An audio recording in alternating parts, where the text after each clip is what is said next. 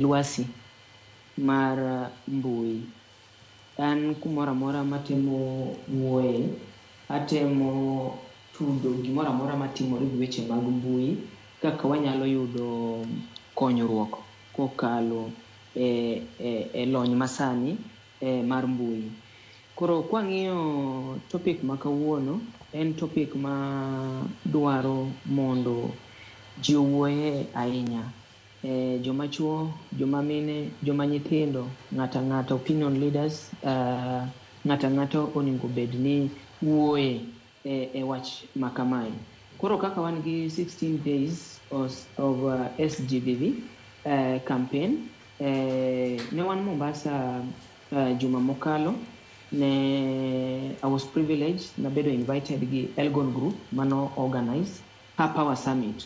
Koro Power Summit mano timore Mombasa, it was oluong nyimine, to noken nyimine kende, ne nyaka jok machuo, mondo wang'iyane kaka joma minegi, jok manyiregi, ere kaka inyalo migi support koluwore gi migepe mopogore opogore, nikech kucho ne wantiere migepe mopogore opogore. An kaka nadhi gi weche mag mbui technology, ere kaka wanyalo empower gi through technology.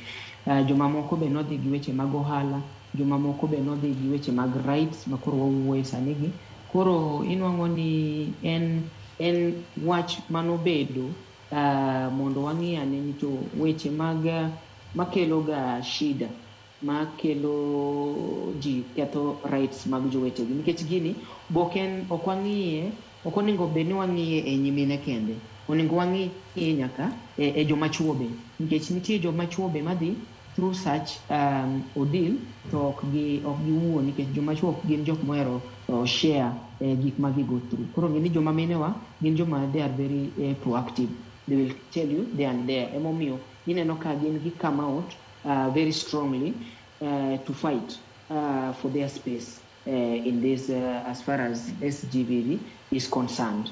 Koro kwang'iyo area no, nitiere gigo mang'eny